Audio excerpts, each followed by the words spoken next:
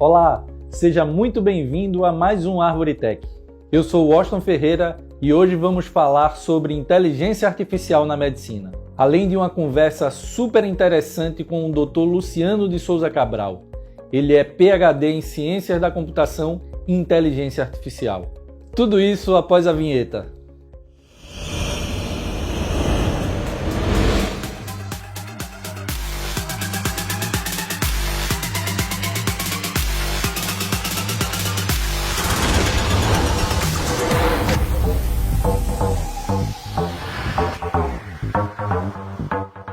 Inteligência artificial na medicina. Será mesmo possível? Afinal de contas, o uso de robôs em cirurgias e outros procedimentos parece algo um pouco recente. Mas na realidade, a inteligência artificial já está sendo usada na medicina. Mas o que é inteligência artificial mesmo? O principal objetivo dos sistemas de inteligência artificial é basicamente o de executar funções consideradas inteligentes e complexas, quiçá até melhor que os seres humanos. Parece até meio absurdo. Afinal, como um software ou um computador pode ser tão inteligente como um ser humano ou até mesmo superá-lo? Mas olha só esse exemplo. Pesquisadores dos Estados Unidos, Alemanha e China desenvolveram um algoritmo de software composto por um vasto banco de imagens de exames radiológicos e tomografias. Esse banco é capaz de analisar diferentes camadas de retina e encontrar possíveis alterações que possam causar a perda da visão. Após um treinamento, a ferramenta aprendeu a identificar certas características das imagens que são importantes para a obtenção de um diagnóstico preciso e definitivo. Para os pesquisadores, o programa conseguiu superar os especialistas em retina na identificação de diagnóstico. Que incrível, não é? Quantos benefícios a inteligência artificial pode trazer para a medicina e, claro, para toda a humanidade. Mas para aprofundar o assunto, convidamos o Dr. Luciano de Souza Cabral para conversar conosco. Dr. Luciano Cabral, obrigado por aceitar o nosso convite, de fazer parte desse nosso projeto. E é uma honra tê-lo aqui conosco. E tive a honra também de trabalhar, onde vamos quebrar um pouco a informalidade, tive a honra de trabalhar no IFPE sobre a sua gestão, onde ele foi diretor de ensino lá no IFPE. E é uma honra tê-lo aqui conosco e falar sobre esse tema tão polêmico na área da medicina, que é a inteligência artificial. Luciano, para a gente começar, quais as aplicações são possíveis hoje na área da medicina, em termos de inteligência artificial, e o que é que você, na sua visão, o que é que você considera o que pode ser realidade, ou o que é apenas ficção, pelo menos momentaneamente? É bem interessante falar sobre esses assuntos, que dá para trazer algum tipo de informação interessante para o pessoal, principalmente quem está em casa acompanhando, que há muita coisa que extrapola um pouco a realidade, principalmente nos filmes, aquela coisa cinematográfica hollywoodiana, mas há realmente muitas aplicações especificamente aplicadas à medicina hoje em dia que estão bem consolidadas, Eu me lembro de diversas, como, por exemplo, a própria análise de imagens de câncer de mama, por exemplo, onde algoritmos de aprendizagem de máquina, um trabalho publicado especificamente, teve uma análise de milhares de imagens desse tipo e comparou, e teve como treinamento também laudos de 2 radiologistas diferentes, por exemplo. Então, com esse treinamento e o que eles estavam acertando, tinha coisa que um radiologista via, tinha coisa que outro radiologista via, e tinha coisas que nenhum dos dois viam. E isso, com essa gama de treinamento, o algoritmo estava se tornando até mais preciso do que os próprios 2 radiologistas que serviram de base para ensinar o computador a aprender sobre essas imagens. Isso é só um exemplo. Outro exemplo, especificamente, que a gente pode citar é do Jackson Fressati, se não me engano, sobrenome diferente, italiano, que teve uma tragédia em sua vida. Uma pequena Laura, que era sua filha, morreu com 18 dias de vida relacionada a sepse, Eu não sou médico especificamente, sepse parece que é algo com alguma infecção e o corpo não consegue responder a esse tipo de infecção. Geralmente o pessoal dá nome de infecção hospitalar, coisas do gênero. Eu tive um irmão que morreu sob infecção hospitalar, por exemplo. E o que é que ele teve? Não sei. Só estava lá, infecção hospitalar. Então, com a dor desse pai, né, desse Jackson em si, ele desenvolveu um robô chamado Laura, por exemplo. Tá? Esse robô Laura detecta e analisa indicadores de possíveis sepsis, por exemplo, que possam ocorrer, né, em determinados pacientes que estão internados. Acho que em 2 anos de utilização desse robozinho que esse pai especificamente, né, em luto desenvolveu, ele detectou casos positivos em aproximadamente 9 mil pacientes em 2 anos. Vamos colocar bem por baixo, ser muito pessimista, dizer que apenas 10% disso foi realmente o real positivo. O restante foi falso positivo. E esses reais positivos, se não tivesse algum tipo de intervenção, iriam padecer possivelmente. Mas nós estamos falando de 900 vidas salvas, só falando de 10% de precisão. Algoritmos de aprendizagem de máquina aí estão batendo aí 80%, 90% de precisão. Nesse caso aí, observa que com a precisão de 10%, quantas vidas seriam salvas? Quanto vale uma vida? Então, basicamente, você tem muitas aplicações em contexto real já sendo utilizado, né, especificamente, né, mas há um ponto de inflexão. Né?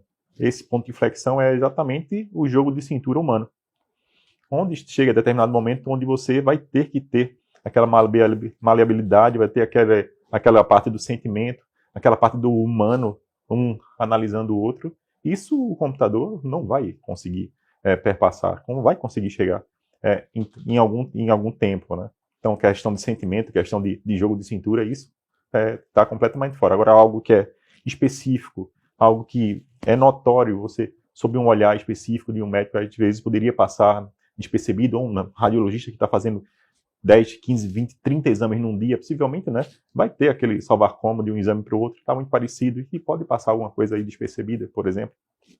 Um computador não deixaria passar. Principalmente no que se diz respeito ao desgaste pelo cansaço diante da rotina médica também, né? Também. Seria algo que viria a ajudar, a contribuir para esse processo diante da quantificação desses diagnósticos, né? Acho que seria algo positivo nesse sentido. Né? No último congresso de radiologia ocorrido nos Estados Unidos, né, em 2019, já que 2020 não rolou presencialmente, já tiveram, né, basicamente, muitos trabalhos na área de inteligência artificial. Então, até os médicos estão vendo que é uma ajuda para eles. Né? Dificilmente vai realmente substituir um médico a curto, a médio e até mesmo a longo prazo, né? Porque você precisa da voz do especialista. O computador, para ter algum tipo de decisão, precisa ser treinado. E sem o conhecimento do médico, ele não vai ser treinado nunca, por exemplo. Então, serve como uma agilidade, como uma anamnese bem feita, por exemplo. O computador já indica algum tipo de suspeita para determinado médico. Quando o médico já chegar, ele já bate com o histórico do paciente, já vê tudo isso que o médico possivelmente só iria ter basicamente o relato, né? Então, várias vezes a gente já passou por isso, né? Ultimamente também a gente já passou por algumas situações específicas, né? Você vai lá, comenta alguma coisa com o médico pensa que é algo específico, aí você vai lá, se medica, acaba tendo todos os efeitos colaterais possíveis e imagináveis dos medicamentos. Daqui a pouco você vai em outro médico diz que é outra coisa. Aí você toma mais outros medicamentos, tem outros efeitos colaterais, e daqui a pouco o terceiro médico diz, tu tomasse de graça esses medicamentos, tu estás com isso, ponto, uma dor muscular. Então isso também pode ocorrer, né? Então, coisas desse tipo, uma análise do pré-histórico do paciente, até mesmo, né, no futuro próximo, caso a gente tenha mapeamentos aí de questões de DNA, até mesmo, né, você poderia até fazer análises de possíveis, né, heranças paternas para você ou não. Tá, meu pai teve algum problema com, sei lá, AVC, com problema de coração, com câncer especificamente, eu estou apresentando algum problema no mesmo órgão, alguma análise especificamente, vamos fazer alguns exames específicos para isso, porque já tem uma hereditariedade, então é bom ter esse tipo de cuidado maior para esse tipo de paciente, por exemplo, que se o médico não conseguisse tirar essa informação do paciente, ele não ia saber nunca. Luciano, e qual a ética envolvida nesse processo todo? Né? Você acredita que quais são os limites do uso da inteligência artificial, né? E se meio que você já respondeu na pergunta anterior, mas será que a inteligência artificial, ela de fato, que é o que a grande maioria da classe, principalmente a classe médica, teme, se a inteligência artificial vai tomar o lugar do humano na realização dessas atividades aí por completo? E aí a gente gostaria de ouvir a sua opinião, você que vive constantemente a aplicação e o desenvolvimento aí dessas tecnologias que envolvem aí a inteligência artificial? Eu acho que, assim como professores, né, médicos, são uma profissão que requer uma especialização muito alta, né? Então, acho que substituição da profissão em si, eu acho que não vai ocorrer, né, nem tão cedo. E eu acho que quase possivelmente, né, não dá para dizer nunca, nunca diga nunca, mas, né, dificilmente seriam substituídos por completo. Mas a situação específica, né, em relação às questões éticas, perpassam a qualquer tipo de situação, né, já que possivelmente os dados que você está trabalhando, né, eu estou imaginando hoje em dia com o avanço da tecnologia, esses dados não estariam em qualquer tipo de ambiente, né, não estariam num servidor qualquer, em qualquer lugar, estariam num ambiente seguro, numa cloud computing qualquer, numa AWS da vida, num Oracle Cloud, num Google Cloud da vida, com toda a segurança especificamente, né, onde esses dados dos pacientes, né, possivelmente estariam em algum tipo de local seguro, onde só quem poderia acessar basicamente seriam médicos possivelmente autorizados, né, que basicamente para ter qualquer tipo de acesso você precisa ter, além do próprio acesso, você precisa ter a autorização, depois você tem que ter a autenticação, né. Então esse AAA aí, no mínimo, né, tendo-se, basicamente, né, você teria que informar algum tipo de usuário ou tipo de senha e ter o direito especificamente a acessar ou não. Se é um dado específico de um hospital, Memorial São José, por exemplo, e ele define que aqueles dados serão privados, médicos dos hospitais não vão ter acesso àquele dado e ponto, porque o dado é do hospital, basicamente. Agora, se é um dado governamental do próprio cidadão, e aí ele vai definir algumas entidades autorizadas a ter acesso a isso, possivelmente hospitais, e assim os hospitais teriam basicamente esse tipo de acesso. Aí se tiver quebra, aí é entre os próprios médicos que eles estariam, né, acessando, ou entre os hospitais que eles estariam acessando a base de dados governamental, por exemplo. Que era uma ideia já desde antes, né? Acho que no ano 2000, ano 2003, quando surgiu os web services, né, a gente já imaginava ter um prontuário eletrônico único para o cidadão. Onde quer que ele fosse na restauração, ele ia ter qualquer tipo de informação registrada. Se ele fosse num português da vida, se ele fosse no Hospital São José, teria informações anexadas a esse prontuário. Onde ele precisasse, ele teria lá o completo histórico.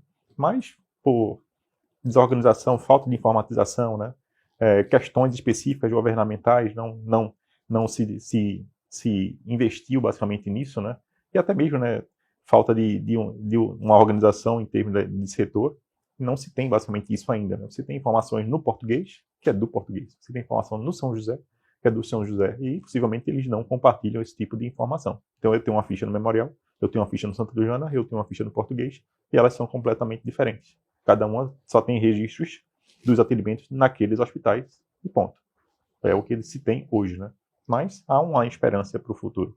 Se tivesse esse arquivo de forma centralizada, isso até poderia ajudar numa emergência, né? Então, determinado paciente sofreu um acidente, por exemplo, e aí essa questão da identificação precoce de problemas, alergias, coisas do gênero. O cara dá desacordado, como é que ele vai falar que tem uma alergia a uma dipirona? O cara vai lá dar uma dipirona no cara, por exemplo.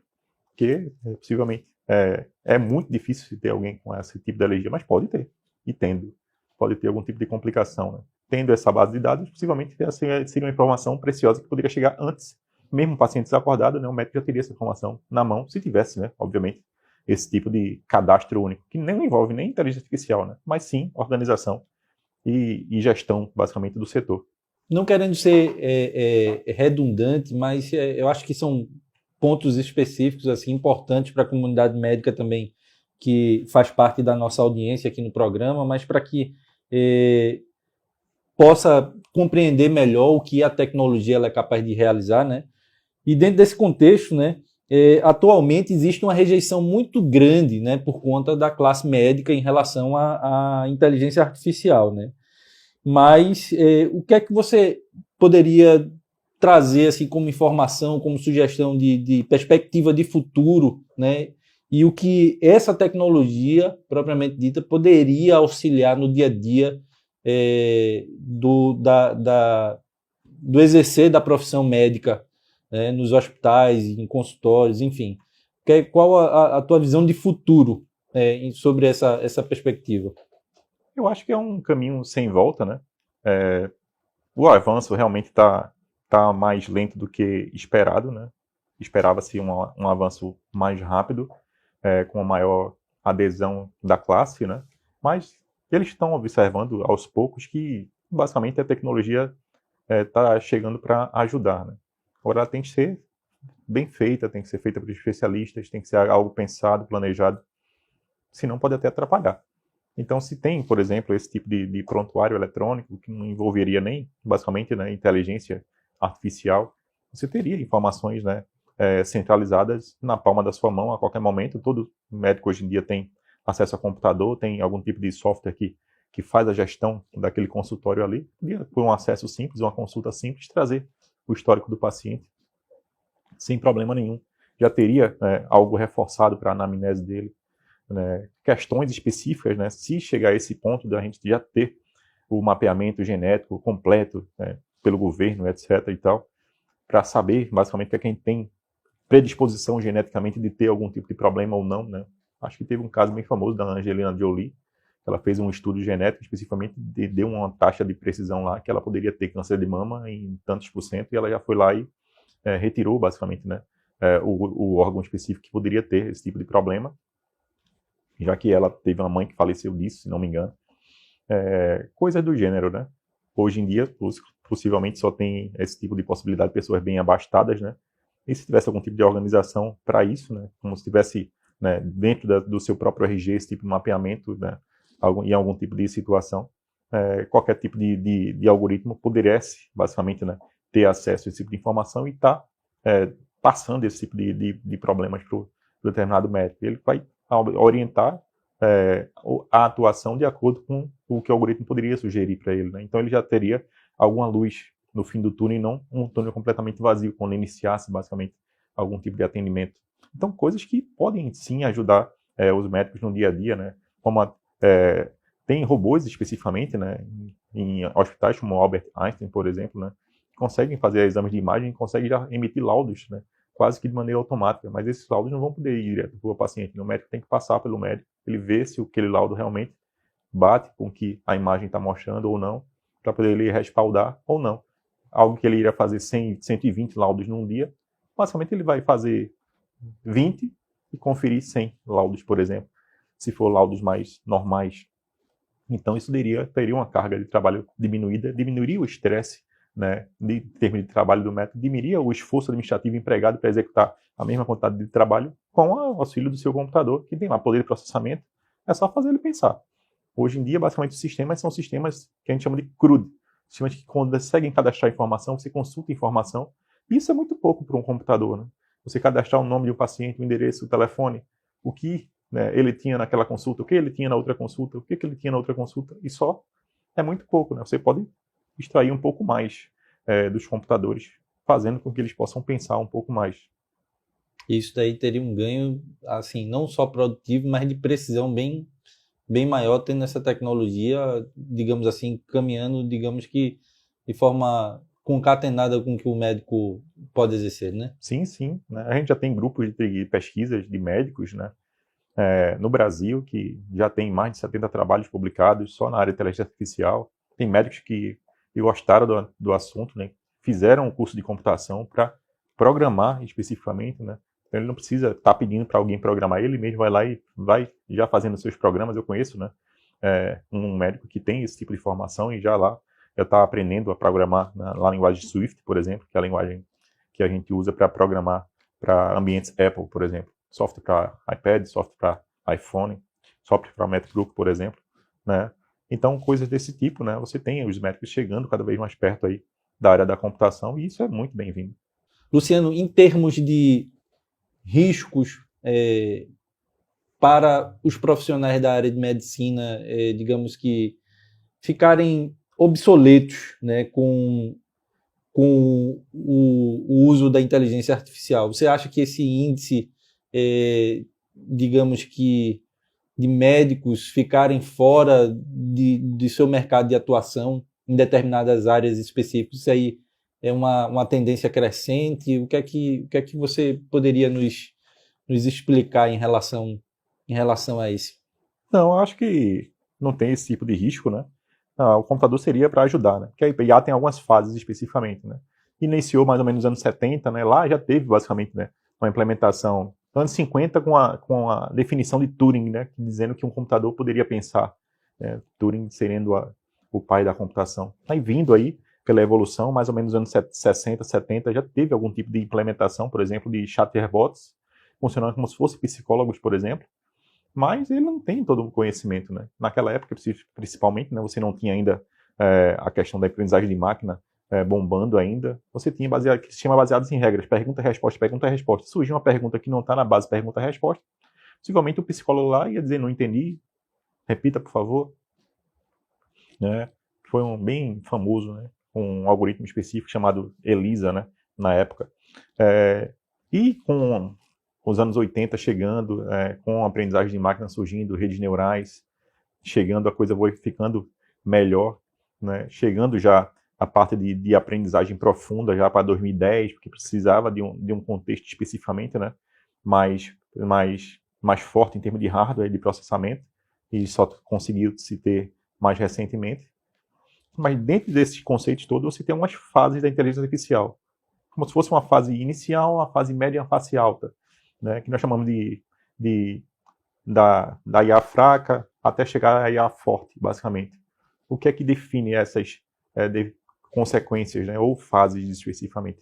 A fase de fraca e até uma fase mais intermediária é onde você tem sistemas, né, muito simples de inteligência, sistemas que já têm algum tipo de inteligência, já tomam alguma determinada decisão, mas muito embasado, muito tranquila, né? E tem a IA forte, que a IA forte é fazer julgamentos em si, para tomar decisões, né, que não são completamente simples de se tomar. Então, esse ponto aí a gente está um pouco longe demais, né? Teve até um caso bem famoso de um acidente de um carro Tesla, né? Um veículo autônomo, que nós chamamos aí de Vant, né, especificamente, para ele ser não tripulado efetivamente, ele precisa estar num nível bem alto em termos de inteligência, né? E os carros da Tesla, né, de 6 níveis, ele deve estar no nível 2, nível 3. Então, para a situação do ambiente, né, aquele carro ele aprende com o motorista, ele aprende por onde ele passa, ele observa como é que o motorista tem o seu estilo, se ele corre mais, se ele corre menos. Então ele vai aprendendo com aquilo. E você precisando, de algum momento, se ausentar um pouco dessa direção, você poderia acionar, por exemplo, um piloto automático. E ele iria manter a velocidade, ele iria manter a direção. Se a pista está bem delimitada, tem os meios fios visíveis para isso, tem a faixa entre um lado e outro bem visível para isso, tudo bem. Mas o acidente parece que era na pista que não tinha essas demarcações, era à noite, né? O motorista não estava no cockpit, estava no passageiro, como se ele tivesse ido lá para o passageiro, vamos ver se o carro dirige sozinho. Não é assim. A gente não está nesse nível ainda, basicamente, né? Você tem os veículos aéreos não tripulados dos americanos, né, bem famosos, estão sendo controlados por controle remoto. Um carro Tesla está sendo controlado pelo motorista. Ele não pode se ausentar da direção em momento nenhum. Possivelmente deve ter algum tipo de erro de procedimento, ou de leitura de manual, ou de explicação para isso, para o motorista. Não sei se foi algum tipo de aposta. Agora, né, fica meio complicado de conseguir esse tipo de informação, né, já que o acidente já ocorreu. Mas, né, há situações específicas que requerem, né, embasamento, que é basicamente a situação da inteligência hoje. Eles vão tomar decisão, os computadores, e isso vai depender muito da forma como a gente ensine a eles. Então, a carga de engenharia de dados completamente interessante tem que ser feita, a seleção das imagens, retirar imagens com ruído, e basicamente os problemas de classificação de inteligência artificial beiram algumas classificações específicas, né? Eu posso ter um problema de classificação, que eu posso ter uma classificação unária, que é só um tipo, binária, 2 tipos, multiclassificação, né? Ou seja, mais de 2 tipos aí, possivelmente, né? Essas classificações, né, podem ser de forma supervisionada. O que é isso, né? Seria você dar exemplos ao computador e dizer as respostas. Tipo, 2 mais 2 é 4. 5 mais 5 é 10. 6 mais 6 é 12. 7 mais 7 é quanto? Ele vem desse histórico, aí ele ia tomar a decisão e dizer 14. Mesmo ele não tendo sido ensinado para isso. Ele ia anotar um padrão, nesses exemplos, ia anotar um padrão das respostas, ele iria seguir, mais ou menos, nessa direção, por exemplo. Se caísse uma equação gigante lá, que ele não tivesse nas premissas, por exemplo, no treinamento. Ele não iria saber responder. Aí esses pontos especificamente que o humano iria estar lá para atuar. Por isso que eu tenho completa segurança de dizer que a profissão dos médicos, dos programadores, né, professores, estão basicamente, né, preservadas. Né? Para você chegar nesse nível de IA forte, ainda tem um caminho muito longo a se trilhar.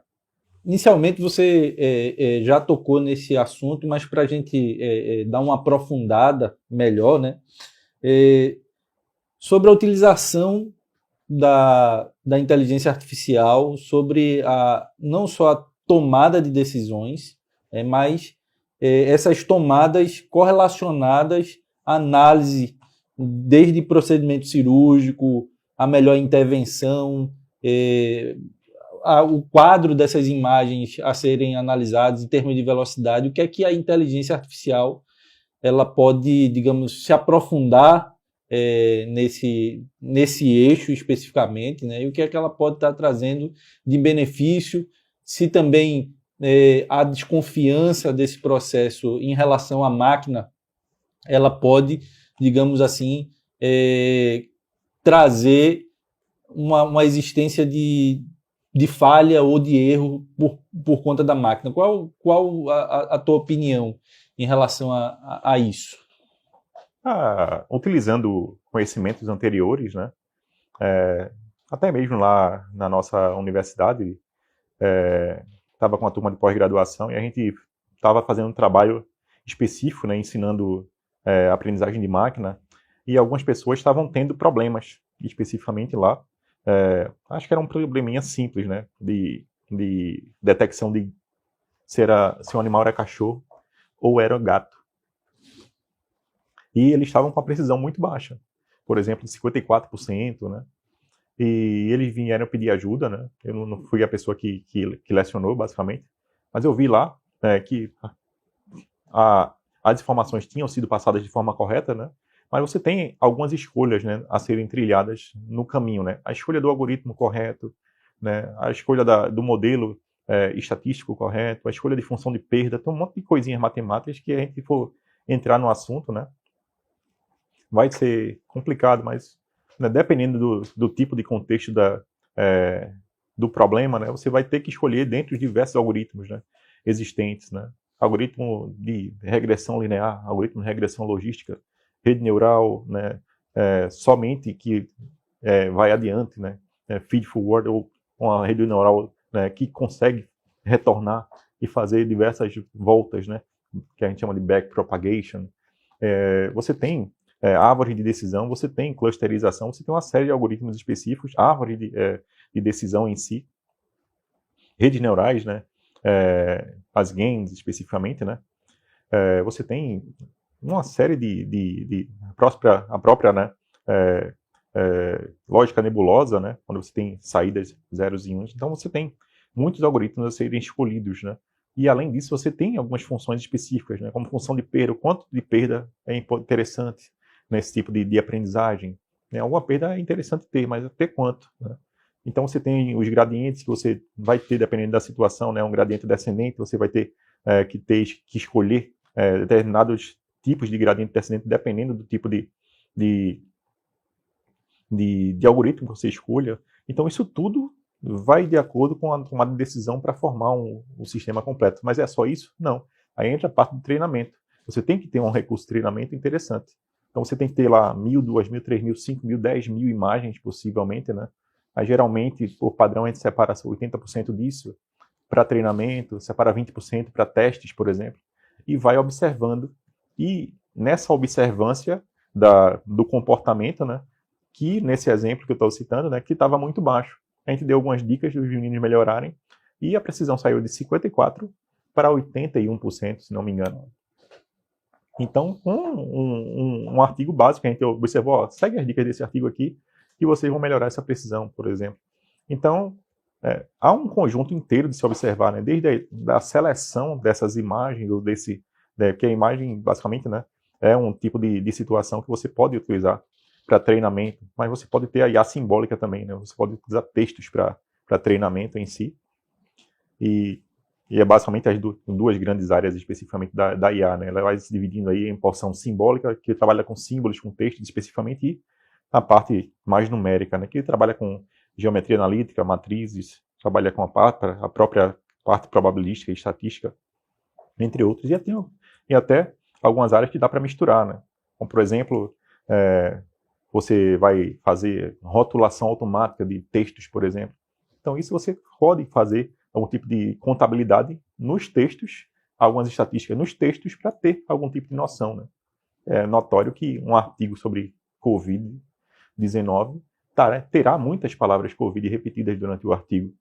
É notório que você falando de algo dermatológico, essa parte aí, essa palavra-chave vai aparecer diversas vezes no texto, né? Então, a frequência de um termo é a coisa mais simples do mundo, que é só contar a palavra e você vai ver lá quais são as palavras que estão aparecendo com maior frequência nesse texto. Tirando, obviamente, artigo, preposição, verbo de ligação, que geralmente, né, tem uma alta frequência normal. Deixando só substantivo, advérbio lá, algo mais interessante no texto, e você contabilizar aquilo ali, possivelmente, né, vai aparecer como termo mais frequente a palavra Covid, SARS-CoV-2, Covid-19, etc. e tal, em textos Covid. Vai aparecer a parte dermatológica, pele, né, doença de pele, algo do gênero, em textos dermatológicos. Questões de coração, vai aparecer muita questão de coração, né, doença de coração, pressão, né, arritmia, coisas ligadas especificamente, né, à parte do coração. Então você consegue rotular textos sem, basicamente, né, ler eles de forma automática. Isso a gente chama de clusterização, que é outra área, basicamente, né, da IA. E aí entra naquela parte, né, que a gente falou da IA, problema de classificação supervisionado, onde você tem respostas para isso. Nesse caso, é um exemplo que você não tem respostas. O texto vem cru e a pessoa está perguntando, esse texto está falando sobre o quê? E você não tem a resposta para fazer algum tipo de treinamento, né? Então você tem que bolar estratégias matemáticas, estatísticas, o que for, para poder extrair informação daquele texto e com essa informação você tomar a decisão. Esse texto está falando sobre Covid. Esse aqui está falando sobre dermatologia. Esse aqui está falando sobre cardiologia. Com a informação que tem no próprio texto, né? Que é basicamente a diferença dos problemas de aprendizagem, por exemplo, problemas supervisionados, onde você tem informação específica e as respostas, dá para treinar e pedir as respostas a ele, dando exemplo, só tirando a resposta, e ele vai dar a resposta para a gente. E problemas que não tem basicamente respostas, né? Aí você tem que arrumar algum tipo de resposta para isso. Como, por exemplo, problemas de regressão, né? Onde você tem informação do local da casa, do apartamento, metragem quadrada, você tem número de quartos, todo esse tipo de informação, mas a pessoa quer saber quanto é o preço do metro quadrado, e isso não está lá nessas informações. Uhum. Você tem que arrumar um jeito de, utilizando essas informações, localização, número de quartos, metro quadrado, tudo, decoração, arrumar algum tipo de fórmula que gere uma estimativa de preço, né? A gente chama isso de problemas de regressão. E, né, outra parte específica que é interessante da própria IA, né, que é tudo que é relacionado à parte simbólica, que a gente chama de problemas simbolistas, né? E a gente tem uma área especificamente, né, que pode ser aplicada aí a questão dos veículos Tesla, né, que é uma área chamada behaviorista, né, que ela vai interagindo com o ambiente e aprendendo com isso. E a gente chama isso de aprendizagem por reforço. Então você vai observando como é que o motorista está dirigindo e ele vai aprendendo com aquilo.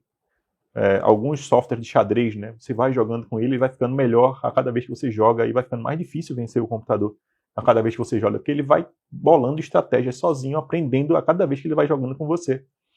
Então, tem sistemas especificamente que podem também ter esse tipo de retroalimentação, e não só o treinamento em si, né, como a gente falou anteriormente. Você pega 10 mil imagens, pega 8 mil, treina, testa com 2 mil, testou, está tudo certo, pode aplicar aí para o hospital. O interessante é que você tenha todos os exames que estão sendo feitos, que eles sejam retroalimentados nesse software a todo momento, para ele sair de uma parte, né, de aprendizagem lá supervisionada normal e ele vai migrando para essa parte behaviorista, que, de acordo com o comportamento dos exames, pode se mudar ao longo do tempo, não sei, é bom analisar. Os exames da época de 50, 60, 70, 80, 90 são os mesmos? Não são, as qualidades são as mesmas. Não, coisa que aparece hoje não aparecia antes. Então, possivelmente, né, é algo interessante de se ter um sistema que se retroalimente, que se retroaprenda, que aprenda com o ambiente que ele vive, por exemplo. São fatores primordiais para você ter um sistema efetivamente, né, interessante para que ele possa ser aplicado sem qualquer tipo de problema, principalmente nesse ramo de medicina, porque é um ramo bem delicado, né? E que você tem uma taxa de qualidade em si para você entrar, né, nessa área, né? Você tem que ter uma qualidade reconhecida, senão, basicamente, você não vai, né, convencer o pessoal a utilizar o seu sistema. Então, trazendo digamos assim, numa outra contextualização para que a comunidade médica ela possa entender, me corrija se eu estiver enganado, mas digamos que a inteligência artificial é como se fosse uma criança e que a educação dela, ou seja, não dependeria dela somente do algoritmo, mas de quem a cria, né? Ou seja, para que eu tenha uma inteligência artificial, um sistema com essa tecnologia embarcada, também depende dos requisitos de qualidade, o quanto aquele programador ele se qualificou e esse nível de assertividade estaria relacionado diretamente, né, digamos assim, a educação, né, de quem o criou, né? Principalmente quando você está iniciando, né, na fase criança do software. Depois que você já tem um certo tipo de treinamento, o software já se demonstra maduro para determinadas situações, você alterando esse tipo de possibilidade, fazendo com que essas entradas posteriores possam ser retroalimentadas como aprendizagem para esse cara, para esse software em si, né? Aí sim, né, ele já conseguiria aprender sozinho algumas coisinhas, mas aí ele precisaria já estar com certa maturidade. Excelente. Então, Luciano, nós sabemos que a implementação da inteligência artificial, principalmente no âmbito da medicina, ela vem acontecendo gradativamente, até porque não dispomos, assim, acredito eu, na minha visão, de pessoas, de profissionais qualificados para essa implementação, que hoje o mercado é uma das exigências, né? Ou seja, pessoas que ainda buscam essa qualificação, que é algo relativamente, digamos assim, novo, né? Embora já tenha alguns anos aí tendo essas tecnologias sendo inseridas gradativamente no mercado, mas em relação a esse processo de implementação da inteligência artificial na medicina, quando você acha, assim, mais ou menos, que teremos o ponto de virada para uma implementação, digamos assim, para uma porcentagem maior em termos de 90% ou até 100% da inteligência artificial dentro da nossa medicina? Ou quando, mais ou menos assim, você prevê que começaria, né, essa junção da tecnologia junto a esse eixo profissional? Eu acho que com o avanço da tecnologia, ele já está, basicamente, né, se unindo, né, aos poucos, né, realmente o crescimento está sendo gradativo, mais lento do que a gente esperava inicialmente, né. Por exemplo, acho que no ano de 2010, 10 anos atrás, a gente tinha visitado alguns hospitais e detectado que os centros médicos de esterilização, por exemplo, eram todos, né, trabalhos manuais, basicamente. O pessoal separava, lavava as ferramentais após as cirurgias, né, esterilizava, depois separava em caixinhas, deixava lá no estoque. Aí depois, quando alguém vinha pedir, alguém pegava e deixava isso lá. E a gente notou isso, a gente criou na época, né, perguntou, fez um levantamento de requisitos se seria interessante um sistema completamente sem fio para automatizar isso. O pessoal disse que era ótimo, etc. E tal. A gente foi lá, tentou desenvolver esse sistema, né, utilizando com base de RFID na época, né. Então você conseguiria, né, ter basicamente as configurações específicas de caixas de cirurgia 1, cirurgia 2, cirurgia 3, cirurgia joelho, cirurgia coração, e os ferramentais específicos dessas cirurgias, né, já pré-definidos, né. Então, independentemente, né, não precisaria de um esterilizador experiente ali, pessoas eram guiadas mais ou menos a montar as caixinhas após a esterilização, registrar as esterilizações, quantas vezes o instrumento foi esterilizado. Não se sabe. Tem validade? Quantas esterilizações o instrumento pode ter, pode não ter? Quanto tempo posso utilizar uma tesoura cirúrgica, por exemplo? Coisas que não se tinha esse tipo de informação. Não sei se hoje em dia como é que está, né? Eu não voltei a visitar os hospitais especificamente, mas, né, possivelmente, né, dificilmente se tem algo semelhante a isso, porque na época o investimento era muito alto também, né?